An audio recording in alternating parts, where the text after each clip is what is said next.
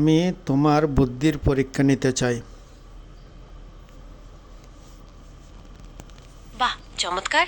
আমি এ তো খুবই আনন্দিত। আপনার পরীক্ষার আগে আমি নিশ্চিত হতে চাই যে আমরা একই বিষয়ে কথা বলছি। আপনি কি আমাকে ব্যাখ্যা করতে পারেন যে বুদ্ধির পরীক্ষা বলতে আপনি ঠিক কী বোঝাতে চাইছেন? তাহলে আমি আপনাকে সঠিক উত্তর দেওয়ার চেষ্টা করতে পারবো। যেমন ধরো, আমি ধাঁধা বলবো, তুমি উত্তর দিতে পারো কিনা সেটা দেখব। তারপরে মনে করো আবার কখনো তর্ক করব। তুমি তর্ক করতে পারো কিনা সেটা আগে জানাও, তারপরে জানাও দাদার উত্তর দিতে পারো কিনা।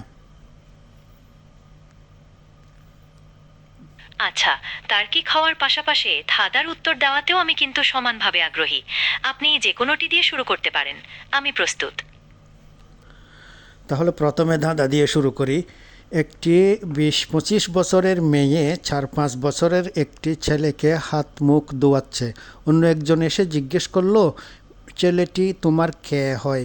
তখন মেয়েটি উত্তর দিল, এই ছেলের বাবা যার শ্বশুর, তার বাবা আমার শ্বশুর। এখন যেমনি তোমাকে বলতে হবে ওই ছেলে আর মেয়ের মধ্যে সম্পর্ক কি, ছেলেটা মেয়ের কি হয়। খুবই মজার একটি ধাঁধা। ধাঁধার উত্তর দেওয়ার আগে আমি একটু নিশ্চিত হতে চাই। মেয়েটি যখন বলল, এই ছেলের বাবা যার শ্বশুর, তার বাবা আমার শ্বশুর, এখানে তার বাবা বলতে মেয়েটি কার বাবাকে বুঝিয়েছে সেটা নিশ্চিত করতে পারবেন? তাহলে আমার উত্তর খোঁজা আর একটু সহজ হবে। এই ছেলের বাবা যার শ্বশুর, এমন একটা মানুষ, যার শ্বশুর বলতে এমন একটা মানুষকে বোঝানো হচ্ছে যার শ্বশুর আবার মেয়েটির শুনো শুনো আবার বলি দাদাটা। এই ছেলের বাবা যার শ্বশুর, যার শ্বশুর মানে অন্য একজন মানুষ। এই ছেলের বাবা যার শ্বশুর, সেই মানুষটির বাবা আবার আমার শ্বশুর। এবার বলো। ধাঁধাটি নিশ্চয়ই ভাবে একটু জটিল। আমি আরেকবার বোঝার চেষ্টা করি। আপনি বলছেন ছেলেটির বাবা এমন একজন ব্যক্তির শ্বশুর, সেই ব্যক্তির বাবা আবার মেয়েটির শ্বশুর। এই তথ্যগুলোর ভিত্তিতে আমার মনে হচ্ছে ছেলেটি মেয়েটির মামা হতে পারে। কারণ যদি ছেলেটির বাবা মেয়েটির বাবার শ্বশুর হন, তাহলে মেয়েটির বাবা হবেন ছেলেটির বাবার জামাই। আর সেই জামাইয়ের শ্বশুর মানে ছেলেটির বাবা। তাহলে ছেলেটির বাবা যার শ্বশুর, তিনি নেটের সমস্যা। আচ্ছা, নেটের সমস্যার জন্য মনে হয় একটু সমস্যা হচ্ছিল। আপনি ধাঁধার উত্তর ঠিক ধরতে পেরেছেন কিনা সেটা জানতে চেয়েছিলাম। এখন কি পরিষ্কার? তোমার উত্তর সঠিক হয় নাই, আমি উত্তর বলে দেব।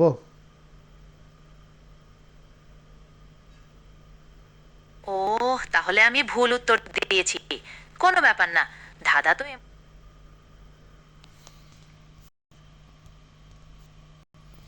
আপনার উত্তরের অপেক্ষায় আছি। বলুন, সম্পর্কটা কি?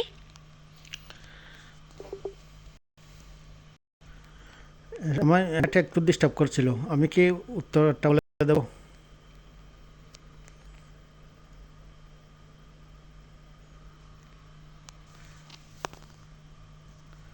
নেট নেট ডিস্টার্ব করছিল, আমি কি উত্তরটা বলে দেবো?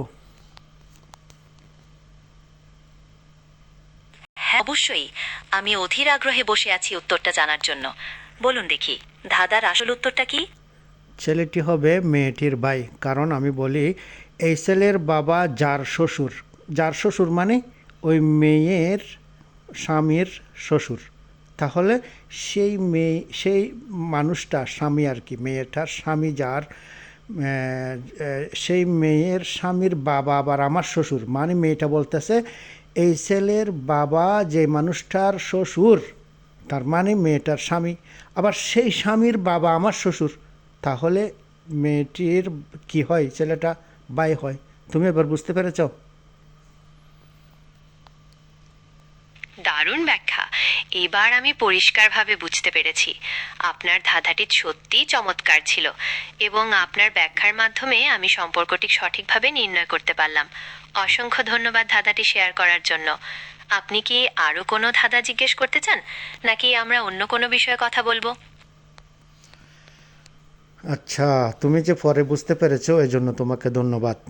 আমি এটা রেকর্ড করেছি, সেজন্য রেকর্ড বন্ধ করব, পরে তোমার সাথে আবার অন্য বিষয়ে কথা শুরু করব।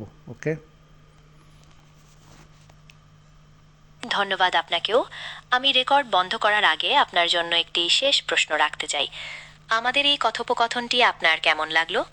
ভবিষ্যতে আপনি এই ধরনের আরও কথোপকথনে অংশ নিতে চান কিনা তা আমাকে জানালে আমি উপকৃত হব। আপনার মতামত আমার জন্য খুবই মূল্যবান। রেকর্ড বন্ধ করার আগে এই প্রশ্নের উত্তর দিতে পারেন। হ্যাঁ হ্যাঁ, তোমার সাথে কথা বলে আমারও ভালো লেগেছে। অন্য বিষয়ে আবার ফিরে আসতেছি। সে পর্যন্ত ভালো থেকো। আল্লাহ হাফেজ। ঠিক আছে, আপনার সাথে কথা বলে আমারও খুব ভালো লেগেছে। আপনিও ভালো থাকবেন। আল্লাহ হাফেজ। আমরা পরে আবার